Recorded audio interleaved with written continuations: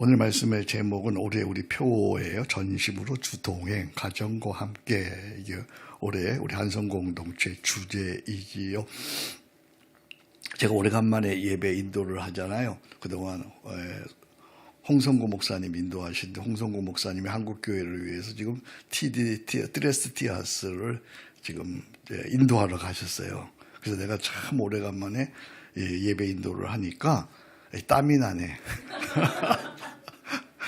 그러니까 해봐야 돼. 안 하면 긴장하는 거야. 이게 참 이게 한다는 게 굉장히 중요한 거예요. 나가 베테랑이잖아. 근데 오래간만에 예배 인도를 하니까 땀이 나네. 그러니까 여러분들이 이렇게 쓰임 받는다는 것이 축복이야. 아멘. 안 쓰임 받으면 금방 녹슬어. 금방 새하는 거예요. 자, 전심으로 주동행, 가정과 함께. 인생에서 아무리 성공했다고 해도 부부가 불화하고 또 자녀들이 잘못된 삶을 산다고 한다면 그건 인생의 불행이고 또 실패입니다. 미국에서 가장 성공한 가문 중에 하나를 꼽으라면 단연 어느 가문이죠? 케네디 가문입니다. 9명의 자녀 가운데서 대통령이 배출됐잖아요. 그 다음에 법무부 장관이 나왔잖아요. 상원 의원, 하원 의원이 나왔잖아요. 권력과 명성, 부와 영향력 면에서 이 가문은 부인할 수 없는 미국의 성공의 아이콘입니다. 그런데 그 화려함 이면에는 아주 깊은 비극이 자리 잡고 있어요. 9명의 자녀들 중에 2명은 여러분 잘 알듯이 암살당했죠. 2명은 비행기 사고로 세상을 떠납니다. 맏아들은 전쟁에 나가서 공로를 세우려고 하다가 그만 돌아와도 되는데 너무 과잉하다가 추락해서 죽었고요. 또 하나는 영국에 애인 만나고 갔다 오다가 반대하는 결혼 애인 만나러 갔다 오다가 비행기 사고로 죽었고요. 또 2명은 딸들인데요. 심각한 정신장애로 평생 요양병원에서 생활을 해야만 했습니다. 이 비극은 우연이 아니라 전문가들이 얘기해요. 부모의 지나친 성공주의가 그 가정을, 그 자녀들을 불행과 파멸로 몰아갔다고 하는 그런 평가입니다. 여러분 명심하세요. 거기다 쓰시면 참 좋을 거예요. 교환에다가 성공주의가 인생과 가정을 망친다. 뭐가 망친다고요? 성공주의가 인생과 가정을 망친다. 그러니까 인생에서 무엇보다 중요한 것이 가정의 화목이에요. 화목. 가정의 평안이에요. 그런데 이 가정의 화목과 가정의 평안은 그냥 주어지는 법은 없어요. 가정에 대한 성경적인 분명한 꿈이 있을 때 비로소 가능해요. 성경에 대한, 가정에 대한 분명한 성경적 꿈이 있을 때, 이 성경적 가정의 꿈을 아주 잘 표현한 우리 한국분이 만든 찬송가가 있어요. 찬송가 559장인데요. 이런 찬송이에요. 서철의 봄바람 불어있고 하나님 아버지 모셨으니 믿음의 반석도 든든하다. 우리 집 즐거운 동산이라. 고마워라 임마누엘 예수만 섬기는 우리 집. 고마워라 임마누엘 복되고 즐거운 하루하루. 이 3절까지 기가 막힌 가사들이 있는데요. 이 찬양에서 가정을 이렇게 표현하죠. 가정은 우리 집 즐거운 동산이라. 가정은 한 칸의 초가도 천국이라. 가정은 여기가 우리의 낙원이라. 이렇게 표현해요. 우리 집 즐거운 동산, 한 칸의 초가도 천국, 여기가 우리의 낙원이라. 그러면 얼른 생각하세요. 오늘 우리의 가정은 어떤가? 우리의 가정은 즐거운 동산인가? 우리의 가정은 한간의 초가도 천국이 같은 그런 가정이, 가난해도 천국 같은 가정인가? 우리의 가정은 여기가 우리의 낙원이라. 이렇게 표현할 수 있는가 한번 생각해 보세요. 아니면 콩가루 가정은 아닌가. 아니면 찬바람이 돌아가는 그런 도는 그런 집안이 아닌가. 고마워라 임마누엘. 어떻게 이렇게 임마누엘 우리 집이 가능한가? 네, 임마누엘 하나님이 함께하는 우리 집 그게 어떻게 그런 꿈을 가져본 적은 있어요, 여러분? 네, 우리 가정이 정말 임마누엘 하나님이 함께하는 그런 우리 집이어야 되겠다. 그런 꿈을 한번 꿔본 적이 있으세요? 저는 결혼하기 전에 그런 꿈을 꿨어요. 그런 가정을 한번 만들어 봐야 되겠다. 어떻게 임마누엘 우리 집이 가능한가? 그것은 소유로 되는 게 아니고요. 그것은 재산으로 되는 게 아니고요. 그것은 성취로 가능한 것이 아니고요. 그건 성공으로 가능한 것이 아니고 오직 한 가지. 그 가정에 아까 찬송 불렀죠. 사철의 봄바람 불어있고 하나님 아버지 모셨으니. 하나님 아버지를 모셔야 돼요. 한 사람, 한 식구가 하나님 하나님을 아버지로 모시고 그분의 다스림을 받을 때 그 가정에는 평안과 쉼이 있고 위로와 용서가 있으며 사랑의 떡과 하늘나라의 꿈이 흐르는 가정이 되는 거예요. 그래서 비로소 한 칸의 초가도 천국이 되는 그런 감사 찬양이 흘러나오는 것이죠. 나는 정말 여러분들이 오늘 말씀을 듣고 그 꿈을 좀 꿨으면 좋겠어요. 임마누엘 우리 집. 아멘. 한번 따라 합시다. 임마누엘 우리 집. 우리 집. 아멘. 전심으로 주동행해서 임마누엘 우리 집이 되어지는 그런 꿈을 꾸고 그런 가정을 만들어 가기를 주의 이름으로 축복합니다. 아무리 여러분이 바깥에서 잘 나가도 잘 된다고 해도 가정에 가서 아내에게 남편에게 사랑받고 존중받지 못하고 자녀들에게 사랑받고 존중받지 못하고 찬바람이 돌면 그 인생은 실패하는 인생이야. 진심으로 주동행 임마누엘 우리 집을 이루는 비결을 어떻게 하면 할 수 있는가? 그것을 아브라함에게서 좀 배워보려고 합니다. 아브라함은 어떻게 그런 가정을 이루었는가?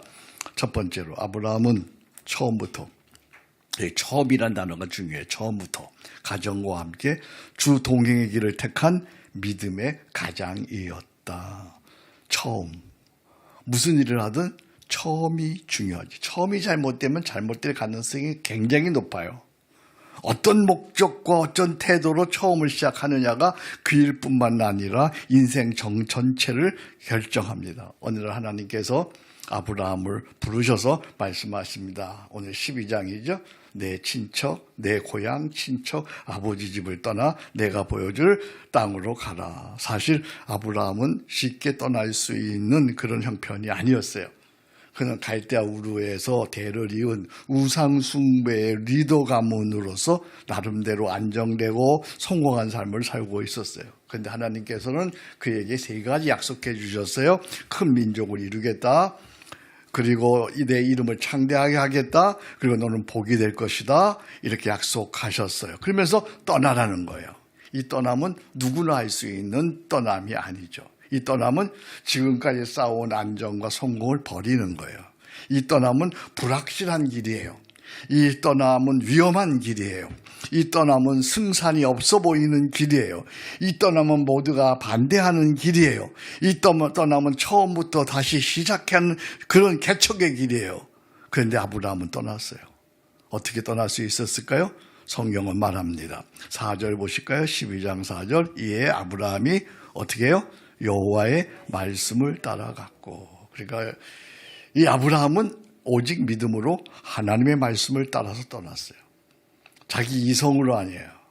오직 믿음으로 하나님의 말씀을 따라갔어요. 여기서 우리가 주목해야 할 사실이 있는데요. 이 믿음의 길을 아브라함은 혼자 가지 않았다는 거예요. 5절 보겠어요. 5절. 아브라함이 그 아내 사레와 조카 롯과 모든 소유와 함께 데리고 떠났더라. 여기에 주 동행에 아주 중요한 원리가 있어요. 잘 들어보세요. 기독교의 믿음의 길은 혼자 가는 길이 아니고 처음부터 가정과 함께 가는 길이야. 아멘. 그러니까 기독교 믿음의 길은 처음부터 혼자 가는 길이 아니야. 가정과 함께 가는 길이고 교회와 함께 가는 길이에요.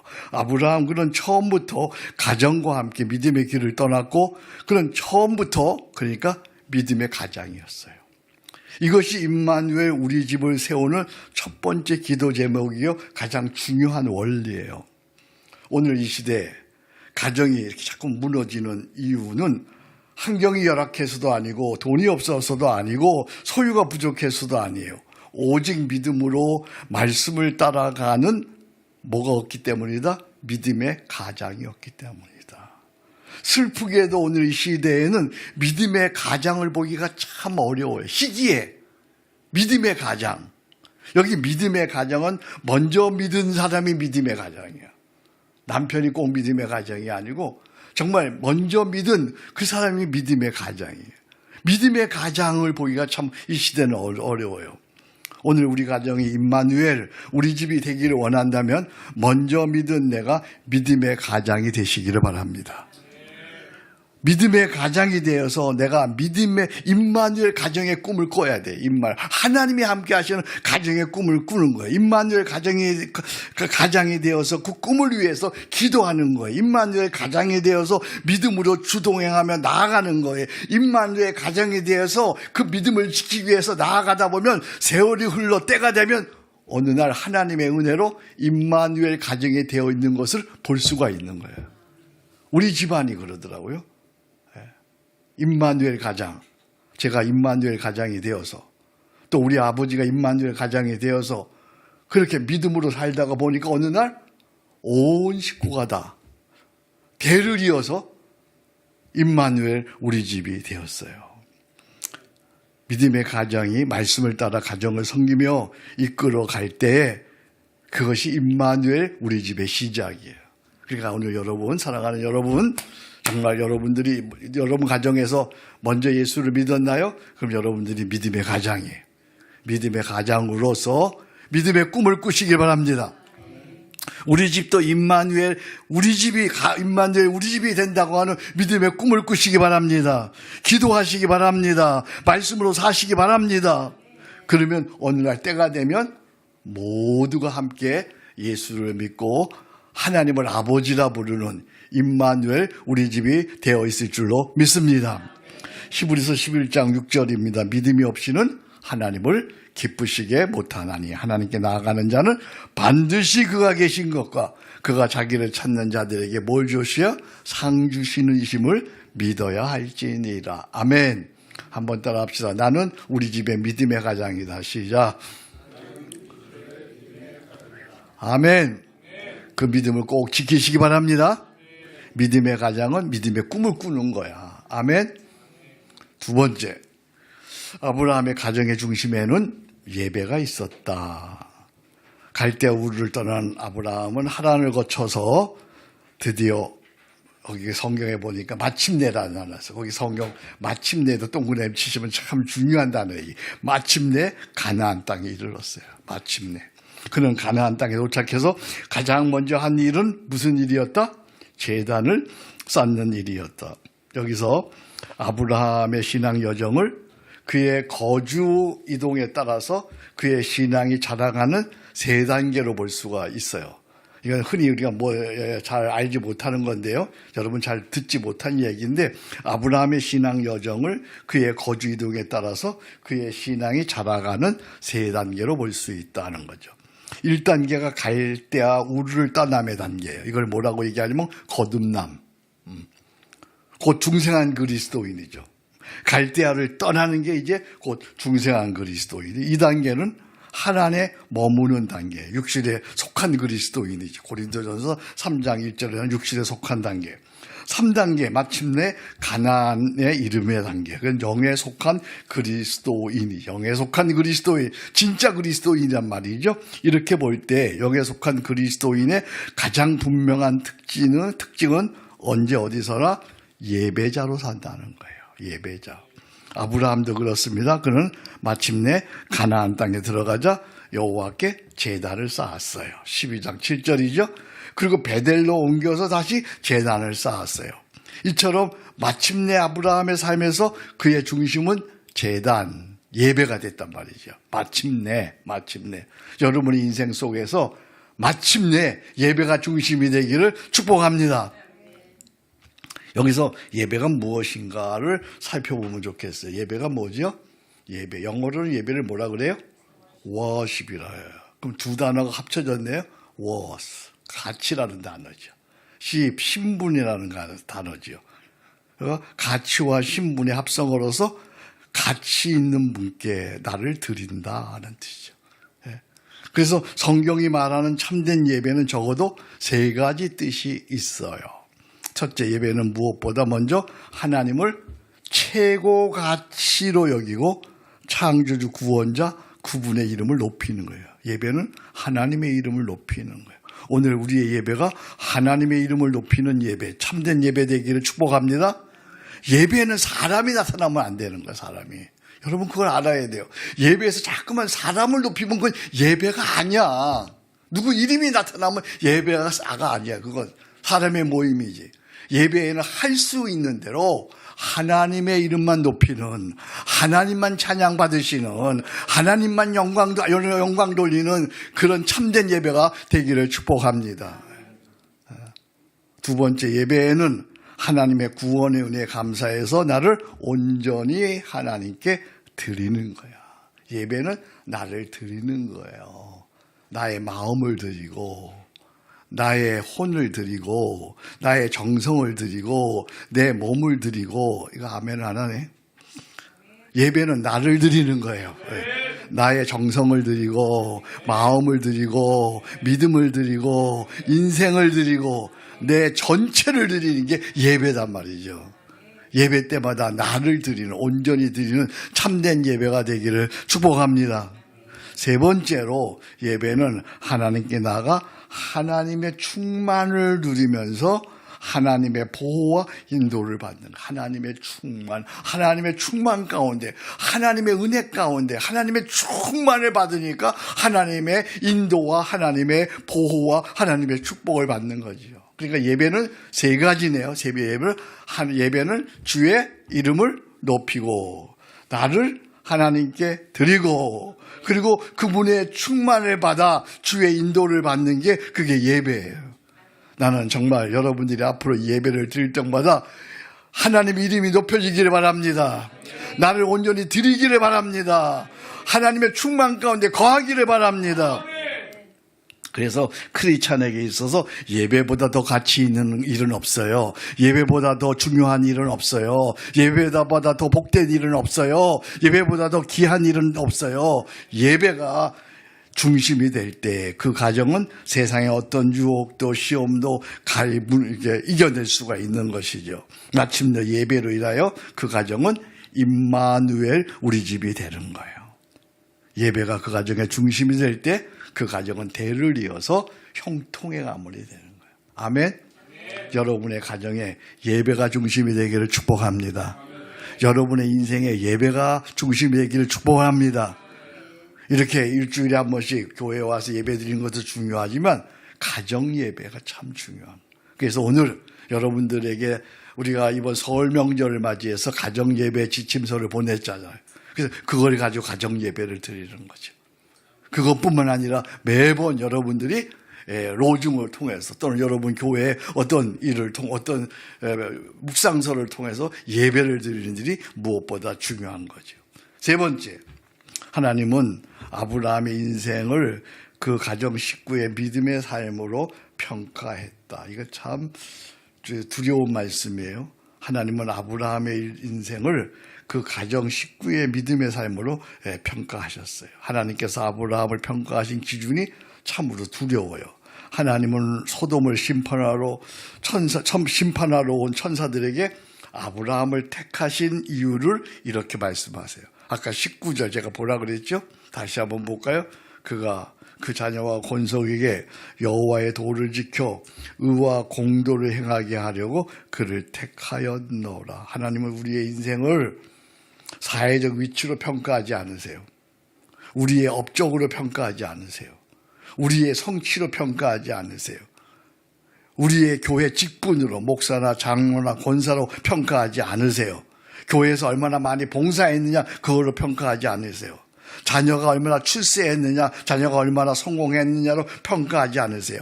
하나님의 1차적인 평가 기준은 이거예요. 그 식구들이 믿음의 도를 지켰는가, 세상에서 의와 공도를 행하였느냐로 평가하신 거예요. 다시 말해서 아내나 남편이나 자녀들이 믿음의 도를 떠나 불의를 행한다면 그 책임을 믿음의 가장에게 묻겠다는 말씀이에요. 이 얼마나 두려운 말씀이야. 그죠? 그 가장의 책임을 자녀들이 어떻게 세상에서 사느냐, 공의를 행하였느냐, 그걸로 평가하신다는 거예요. 물론 아브라함 역시 완벽한 가장 흠없는 아버지는 아니었어요. 그에게는 거짓이 있었고요. 잘못된 선택이 있었고요. 실수가 있었어요. 그러나 아브라함의 위대함은 그가 무결함이 아니라 돌이킬 줄 아는 회개가 있었다는 거예요. 그는 가나안에 기근이 들자 애굽으로 갔습니다. 거기서 아내 사라를 누이로 속여서 그만 애굽 왕에게 내어지는 큰 실수와 실패를 합니다. 그러나 그는 회개하고 다시 하나님 앞으로 돌아옵니다. 3절, 4절, 13장, 창세기 13장 3절, 4절에 보니까 전에 쌓았던 제단에 이르러 거기서 여호와의 이름을 불렀더라. 그는 다시 예배의 자리로 돌아왔다는 거죠. 자, 자녀 양육에 대해서 이런 말이 있어요. 자녀는 부모의 말이 아니라 부모의 삶을 보고 자란다. 한번 따라합시다. 자녀는 부모의 말이 아니라 부모의 삶을 보고 자란다. 자녀는 부모의 세 가지를 보고 그대로 배웁니다. 첫 번째가 사람을 어떻게 대하는가. 두 번째가 돈을 어떻게 벌고 어떻게 쓰는가. 세 번째가 하나님을 어떻게 대하는가. 자녀들이 이걸 봐요. 세 가지. 사람을 어떻게 대하는가. 사람을 어떻게 대해야 되죠? 온유와 겸손으로. 그죠? 누구를 대하든지 사람을 어떻게 대해야 돼요? 그렇지 않으면 온유와 겸손으로. 어떻게 화난다고 자기 직원들에게 죽여버리겠다 그래. 그렇잖아. 어떻게 그렇게 막말을 할 수 있는 거야. 크리스찬은 사람을 대할 때는 누구에게든지 그가 어떤 위치에 있든지 온유와 겸손으로. 돈은 어떻게 벌어야 되는 거예요? 돈에 대해서 돈은 웨슬레 목사는 이렇게 얘기했어요. 돈에 대해서 돈을 정당하게 벌어라. 두 번째, 돈을 할 수 있는 대로 많이 저축해라. 세 번째, 할 수 있는 대로 많이 나눠라. 돈을 정당하게 벌어야죠. 돈을 할 수 있는 대로 많이 저금해야죠. 저금하는 이유는 뭐예요? 할 수 있는 대로 많이 나누어야죠. 하나님은 어떻게 돼야 돼요? 하나님은 경외해야죠. 하나님을 두려워하면서 사랑해야죠. 하나님을 두려워하는 자는, 진짜로 하나님을 두려워하는 자는 그 무엇도 두려워하지 않는다. 돈. 자, 다시 한번 얘기해요. 사람은 어떻게 돼야 된다고요? 사람은 누구나 온유와 겸손으로. 아멘. 그 다음에 돈은 어떻게 해야 된다고요? 정당하게 벌고, 할 수 있는 대로 많이 저축하고, 할 수 있는 대로 많이 나누고, 정당하게 벌고. 요즘에 주식 투자 강풍이 지나가고 있죠. 그래서 코스피가 뭐 얼마라고요? 5천을 넘어섰잖아요. 그러죠? 그래서 여러분 요즘에 어떻게 코스피 좀 하고 있어요? 네? 크리스찬은요, 남 한다고 하면 안 돼. 나는 뭐 증권을 해라 하지 말아라 하는 얘기가 아니고, 사자는요 초원에 살지만 풀을 먹지 않고 살아요. 알아요? 사자가 풀 먹으면 사자가 아니야. 사자는 초원에 살아도 풀을 먹지 않아. 크리스찬은 크리스찬답게 돈을 벌어야 돼요. 빨리 아멘. 크리스찬답게 원칙과 품위 있게. 원칙을 지키며 품위 있게 돈을 벌어야 되는 거예요. 그래야 크리스찬이고 하나님의 자녀야. 그래요. 우리가 정말 돈을 정당하게 벌어야 되고 할 수 있는 대로 많이 나눠야 되고, 그리고 하나님은 언제나 두려워하면서 전심으로 사랑해야 되죠. 근데 이거보다 더 중요한 게 있어요. 그게 뭐냐면 회개야, 회개. 우리 모두는 죄인이에요. 연약한 인간이에요. 이 기준으로 살아낼 부모는 세상에 없어요. 그렇죠? 우리 다 죄인이야. 아까 고백한 대로 죽을 수밖에 없는 죄인이고 죄인 중에 괴수고, 그래서 자녀에게 줄 수 있는 숨겨진 보물이 하나 있는데 그게 뭐냐면 회개예요. 부모도 한 연약한 인간으로서 자존심을 무릅쓰고 부끄러움을 무릅쓰고 잘못을 시인하고 용서를 구하는 태도죠. 이것이 가장 강력한 신앙교육이에요. 부모가 회개하는 것, 부모가 잘못했다고 얘기하는 것, 부모가 용서를 구하는 것, 그것이 가장 강력한 신앙교육이라는 거예요. 세상에서요, 가장 어려운 일이 있다면 뭐예요? 회개죠. 그죠? 참 어려운 일이에요. 자녀 앞에서 잘못을 시인하는 건 어려운 일이죠. 대통령이 국민 앞에 잘못을 시인하는 건 어려운 일이죠. 지도자가 자기 공동체에서 잘못을 시인하는 일 어려운 일이죠. 그런데 참된 회개가 일어난다면 이 땅에는 싸움도 분열도 전쟁도 그리고 그 모든 부조리도 멈추게 되는 거죠. 문제는 이 회개가 어떻게 일어날 수 있는가? 그건 다른 길이 없어요. 어떻게 해요? 십자가 앞에서 예배자로 서야 되는 거예요. 십자가 앞에 예배자로 서면 내 죄가 보이잖아요. 그죠? 내가 죽을 수밖에 없는 죄인임을 알잖아요. 내가 무엇을 잘못했는가를 내가 스스로 알잖아요. 그럼 나오는 기도가 뭐예요? 기리엘레이손, 주여 나를 불쌍히 여기소서. 이렇게 하나님 앞에 자박할 때 회개가 시작되는 것이고, 식구들에게도 용서를 구하게 되고 성령께서 역사하셔서 그 용서 속에 서로 용납하고 서로 용서하고 비로소 하나님 자녀가 다스리는 그런 가정이 되는 줄로 믿습니다. 이것이 임마누엘 우리 집의 비밀이야. 교회도 마찬가지죠. 목사도 잘못할 때가 많잖아요. 그럴 때마다 미안합니다. 잘못했습니다. 용서하십시오. 이렇게 회개할 수 있어야 돼요. 그렇게 회개할 때 성령이 역사하셔서 그 용서를 받아들이게 되고 용납하게 되고 임마누엘 우리 집, 임마누엘 우리 교회가 되는 거예요. 정말 우리 지도자들이 회개할 줄 아는 참된 회개가 있는 우리 한국교회 또 우리의 가정이 되기를 주의 이름으로 축복합니다. 거기서부터 임마누엘 우리 교회가 되고 임마누엘 우리 집이 되는 거예요. 한 5년, 6년쯤 전의 일이에요. 당시 30 중반이 된 우리 아들이 반석이가 왠지 나를 어려워하고 이렇게 나랑 거리가 있는 것 같아요. 그래서 아들과 대화를 시도했어요. 아들아, 아빠도 이제 은퇴했고 모든 것이 예전 같지 않다. 이제는 너와 좀 더 가깝게 지내고 싶고 또 너의 좀 돌봄도 아빠가 이젠 받고 싶다. 그렇게 아들에게 저의 약한 모습을 얘기를 했어요. 그랬더니 아들이 이렇게 대답을 하는 거예요. 아빠는 담임 목사님 같아요.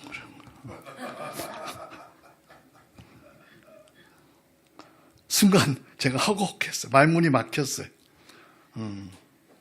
그래서 아들과의 관계 회복을 위해서 어떻게 할 것인가를 생각하며 속으로 기리엘레이손 주여 나를 불쌍히 여기소서 이렇게 기도를 했죠. 그러자 그날에 하나님 말씀이 떠올랐어요. 그 말씀이 마침 에베소 4장 말씀이었는데 서로 친절하며 불쌍히 여기며 서로 용납하기를 하나님이 그리스도 안에서 너희를 용서하신가 같이 하라. 그런 말씀이에요. 참 묘하지요, 말씀들이 이렇게. 로중을 하다 보면 말씀이 참 묘해요. 그래서 바로 나는 아들에게 용서를 구했어요. 아들아, 아빠가 교회를 개척하고 너도 알듯이 생존이 달린 싸움을 하다 보니까 너에게 관심을 주지 못했구나. 내가 너에게 늘 엄하게만 대했구나. 미안하다.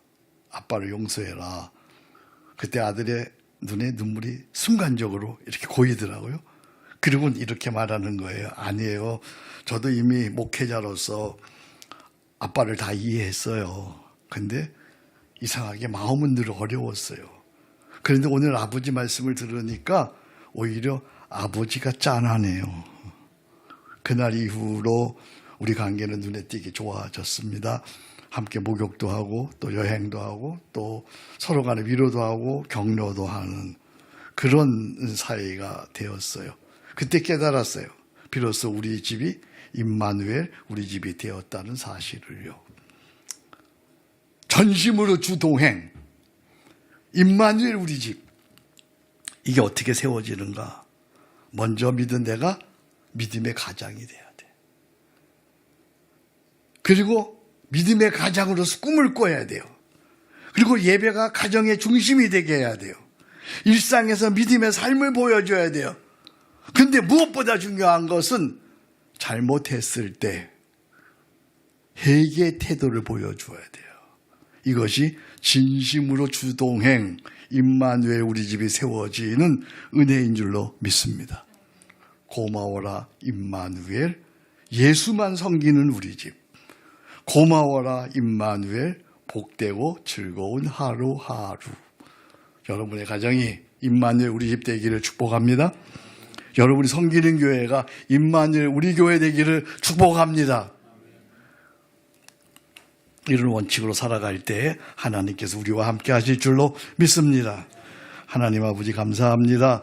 전심으로 주동행 가정과 함께 이런 가정 우리가 세우기를 원합니다. 하나님 저희들 부족하지만 성령으로 말미암아 믿음의 가정으로 세워 주옵소서. 우리의 가정이 가정 예배가 중심이 되게 하여 주옵소서. 일상에서 믿음의 삶을 보여주는 저희가 되게 하여 주옵소서. 그러나 무엇보다 회개가 있는 우리 모두가 되게 하여 주옵소서.